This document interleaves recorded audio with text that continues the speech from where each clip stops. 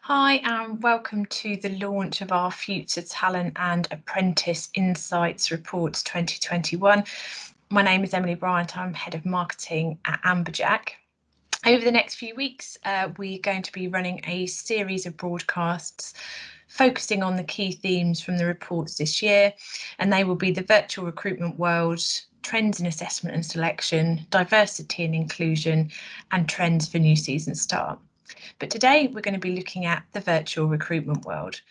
And it's fair to say that the latest recruitment season has certainly been like no other, with the backdrop of the ongoing pandemic, a global economic downturn, the Black Lives Matter movement, and of course our final exit from the European Union. Employers have been facing into some of the biggest challenges that our sector has ever seen. But despite this, organisations have really risen to the challenge. They've embraced the accelerated rate of digital change, and they've continued to attract, select and onboard their new cohorts with some surprising and unexpected benefits.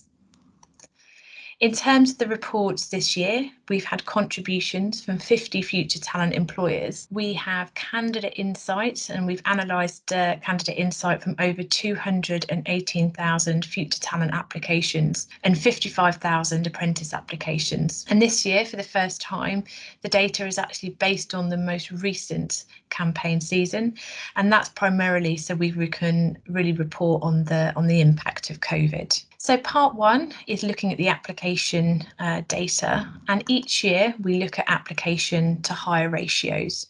And for the past 2 years, we've identified that application numbers have been dropping.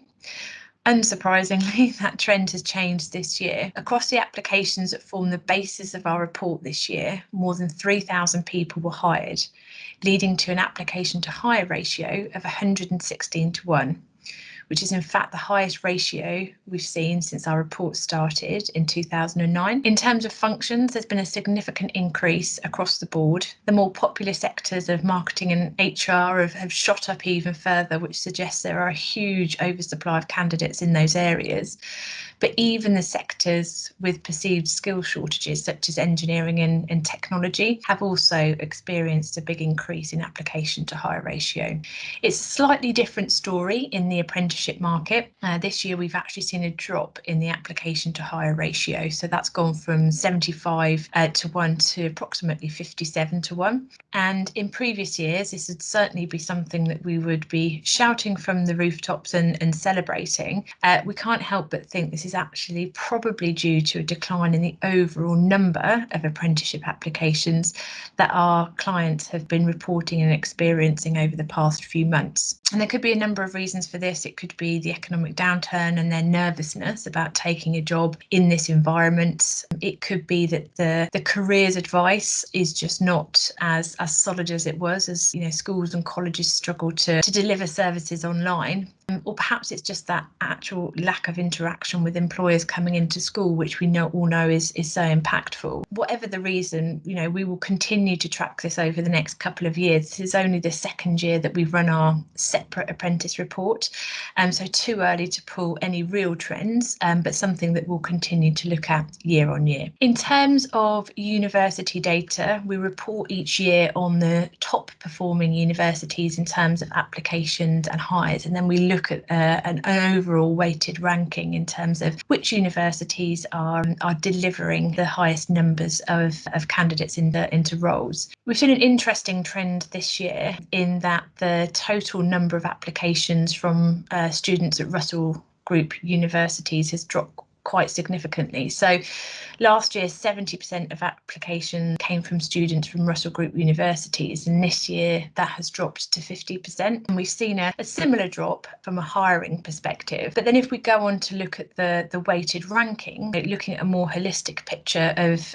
the university data, we still see that the Russell Group universities dominate the top 10. In terms of drawing conclusions from this, we can only think that even though employers are able to reach a much broader range of students, perhaps there is more to be done in terms of then supporting those candidates through the process. And it may be that they just don't have the same level of support or even network that some of the universities within the Russell Group can offer. So attraction activity has certainly been impacted by the pandemic in the latest season, and it has actually provided an opportunity for employers to sort of change the status quo in terms of attraction activity on campus. So even though, we've certainly seen over the past few years a real step change in terms of innovative and creative ideas on campus, the general approach hasn't changed for many years. I think a switch to virtual approaches has certainly brought some significant benefits, both in terms of how many universities and how many students employers are able to reach, but just the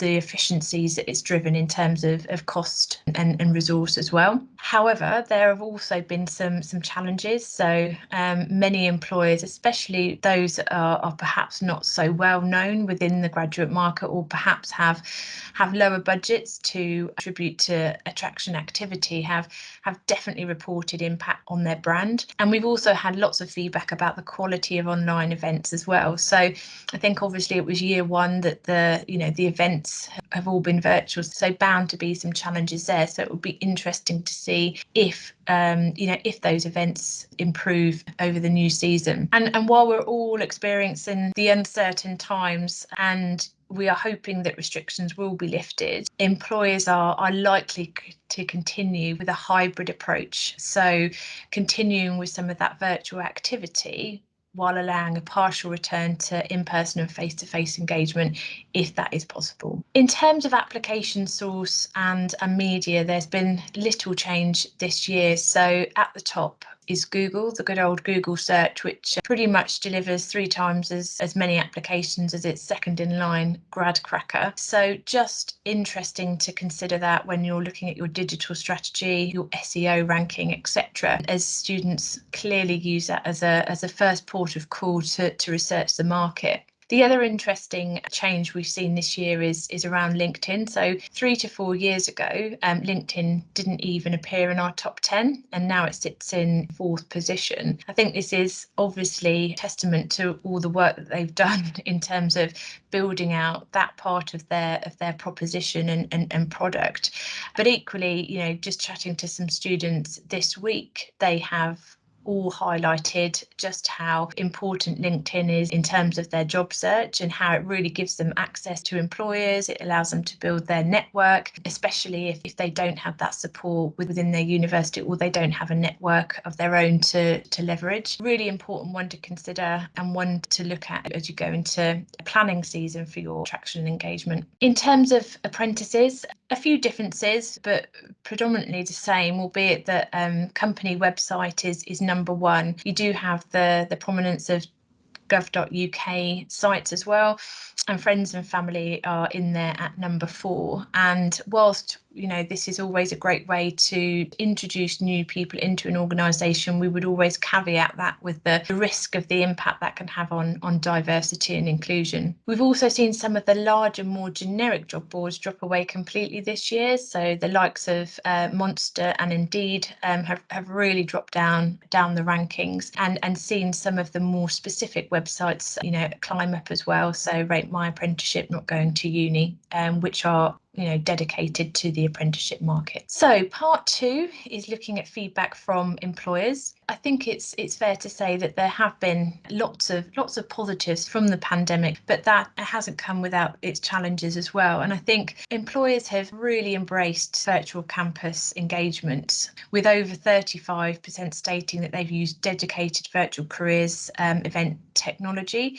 And although there is mixed feedback in terms of success, as we mentioned earlier, it's clear that some of that will remain. In terms of virtual assessments, 85% of companies using digital recruitment technologies over the past season, and 84% of those have said that they will continue with those technologies into the new season.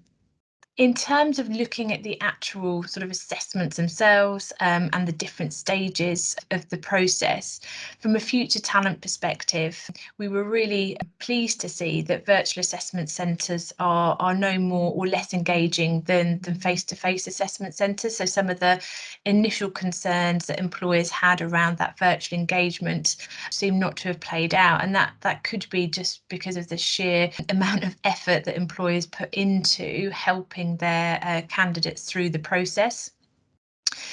Candidates are also reacting more positively to online tests and blended assessments, as well as video interviews and telephone interviews. And I think certainly from a video interview perspective, there has certainly been some relatively negative feedback from a candidate perspective about video interviews, and just some nervousness around participating in those and how they perform in them. But I guess, as you know, it has become a requirement to do it in a virtual world. It would seem that they are now more positive and perhaps more confident in that part of the process. From an apprentice perspective, while average NPS scores for virtual assessment centres have reduced slightly, candidates don't seem to be finding those, again, any more or less engaging than in-person assessment centres. And when looking at the NPS scores for video interviews and telephone interviews, we can see that apprenticeship candidates are really embracing the assessment world, and are most likely, and that's probably most likely due to the increased exposure to the digital world throughout their education in the past 12 months. So overall, we've seen, you know, some real positives for a switch into a fully virtual world. But again, there's always going to be, you know, some challenges, and I think one of those that has definitely become prominent is around things to look for in terms of cheating. And we have tried to tackle this as much as possible in our Hypo AI blended assessment by incorporating some simple checks behind the scenes. The incorporation of wording to deter the cheating. Within Hypo AI, we actually have a video message at the beginning of the assessment to really reinforce the importance of participating fairly. The incorporation of a self-reflection video at the end of the assessment, which allows for an authentic measure of the person, which also may deter candidates from gaining support from other individuals throughout the assessment. And with this, you can then later check and verify that the recorded person was actually the correct individual. The test isn't time limited, but it is time recorded overall and for each question. So this provides an insight into potential cheating if a candidate is notably quicker to complete a question or the whole test compared to the typical standard. And additionally, at the start of Hypo AI, as I mentioned earlier, a narrator highlights the above measures, as well as informing them that the candidate, they are recorded throughout the session to ensure that nobody is taking photos or screenshotting any of the questions.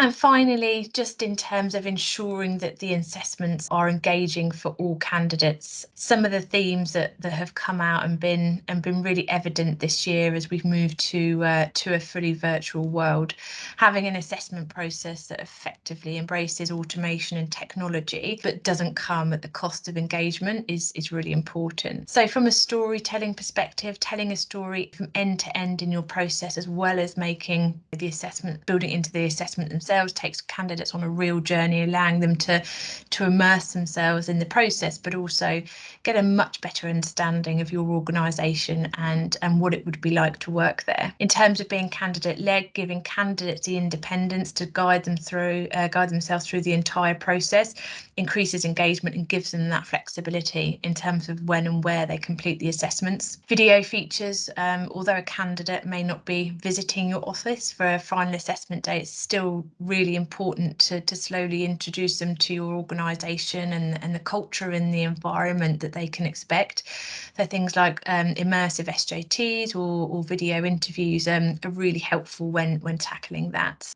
Auto feedback is now very easy to achieve in online assessments, and utilising the right technology. In a world where candidates are used to instant gratification, auto feedback is a really quick and easy way to keep candidates engaged in the process and feel like they're getting something back regardless of the outcome. And finally, candidate coaching and pre-assessment centre connections, and many of our clients have adopted that this year. So especially with the introduction of new technologies for virtual assessment centres, It's a great way to increase engagement. It sets the candidate up for success and creates such a positive connection between the candidate and the organisation. And many organisations are now building this as sort of a mandatory part of their process to ensure that there are no challenges on the day when candidates come to participate. So they really can focus on performing as well as they possibly can throughout the different exercises. So that's just a short snapshot into the virtual recruitment world and some of the key themes and data that we've gathered this year from our Future Talent and Apprentice Insights reports. Thank you very much for listening today.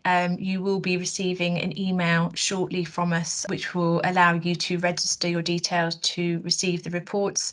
And as I mentioned at the beginning of the session, we'll be running more broadcasts over the coming weeks, which will talk to the different themes and hopefully give you even more insight into what has been a fascinating year within the future talent recruitment world. Thanks for listening.